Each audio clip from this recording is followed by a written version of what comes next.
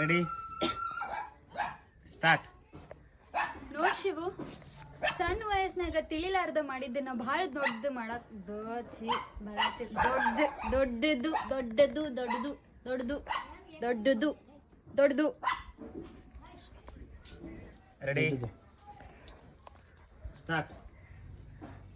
ನೋಡ್ ಶಿವು, ಸಣ್ಣ ವಯಸ್ಸಿನಾಗ ಆಗಿದ್ದನ್ನ ಮತ್ತೆ ತಿಳಿಲಾರ್ದ ಅನ್ಬೇಕಿತ್ರಿ. ಬಹಳ ಆಟೋ ಟೇಕ್ ಡಿಲೀಟ್ ಮಾಡು. ಒಮ್ಮೆ ಅಂತಾನೆ ಈಗ, ಒಮ್ಮೆ ಇಂದ ಟೇಕ್.